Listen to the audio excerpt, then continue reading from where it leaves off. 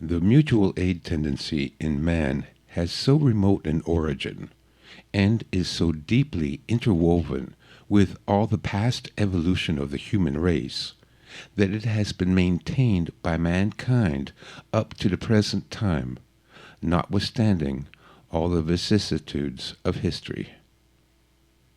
From Peter Kropotkin, Mutual Aid, a Factor of Evolution. Anthropology typically credits our species' success to our large brains and ability to make tools, but arguably our greatest survival strategy has been our ability to cooperate and work together. The logic is simple. A lone individual in the wilderness can survive for a time, but the slightest injury or illness, and that individual will quickly succumb to the elements, starvation, or predators. A family grouping offered better odds of survival, but with the addition of offspring, the duties and responsibilities of the founding pair bond are increased and the resources stretched. And, as with all defenses that are stretched, they become more vulnerable to the same dangers as the lone individual. The first and most effective survival strategy for our species was the formation of tribal groups. Such groupings pooled their resources to help ensure nourishment, shelter, and defense against predators. A few writers have postulated that the human brain is hardwired towards tribalism due to its evolutionary advantages. Tribes were the first mutual aid societies. The social structure of a tribe can vary greatly, but due to the small size of customary tribes, social life involves a relatively undifferentiated role structure with few significant political or economic distinctions between individuals.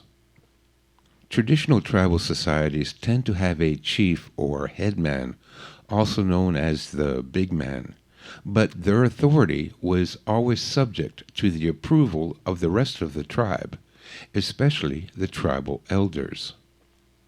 The big man collected many of the resources from the tribe, but rather than keep it all for himself, a portion was stored so that it could be distributed to the tribe during times of drought, or if the hunt failed. He was also expected to redistribute those resources to feed work parties for village construction projects and hold numerous feasts and festivals where everyone would share in the food and which helped group bonding. We can also see in the tribal structure the origins of government and why government was a good idea. In this scenario, an authority figure who has earned the trust of the community is in charge of overseeing the collection and storage of surplus resources. Working in teams and communities is a force multiplier that, under normal conditions, produces surplus.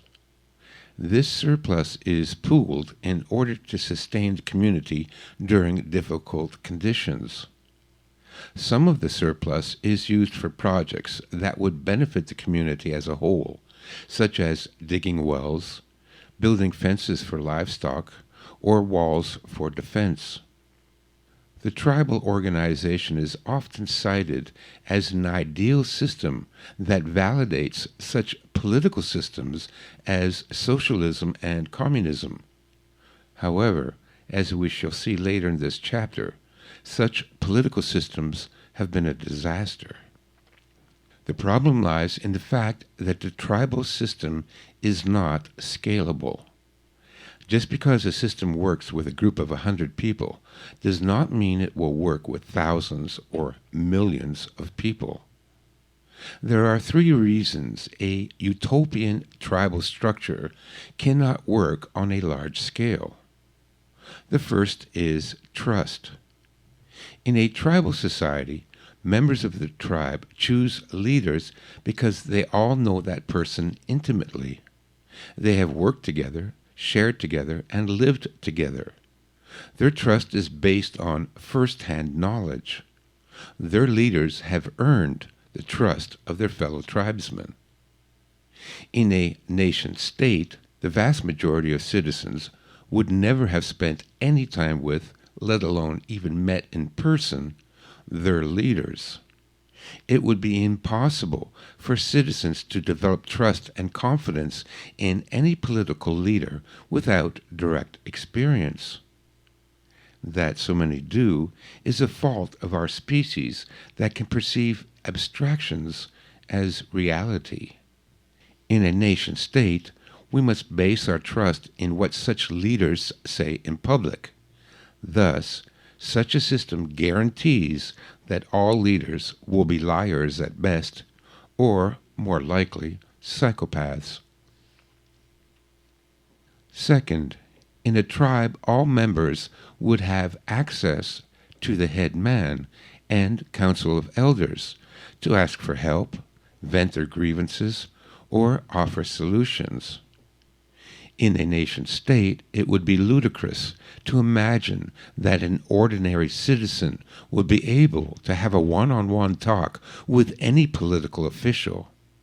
This means that it is unlikely, if not impossible, that a nation-state would reflect the will of the people, and thus the people would have no influence on the way the state is run.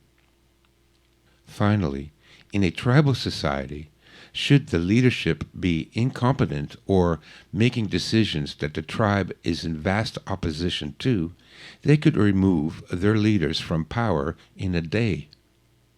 In a nation-state, removing leaders is a long and drawn-out process requiring years, assuming that the leaders would be willing to relinquish power in the first place.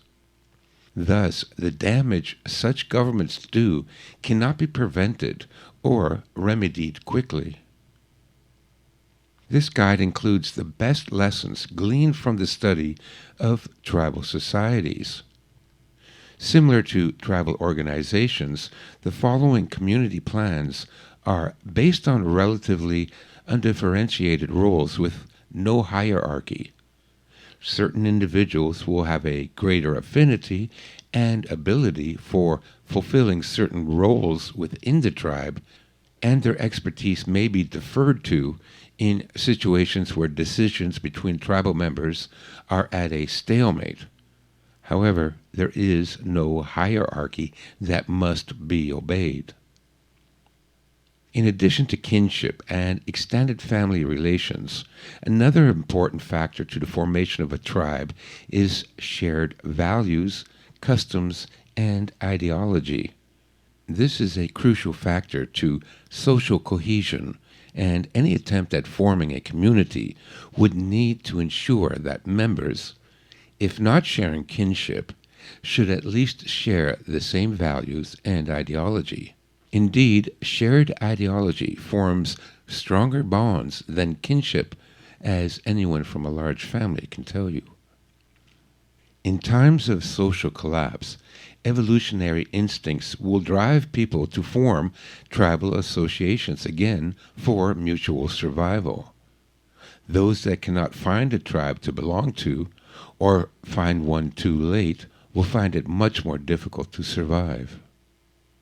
The key advantage to forming a group for mutual aid is that, should a major disaster occur, a group of people that already have a social structure, mutual trust, and some training and equipment will be better able to survive and take advantage of fleeting opportunities, while other people are scrambling to survive themselves.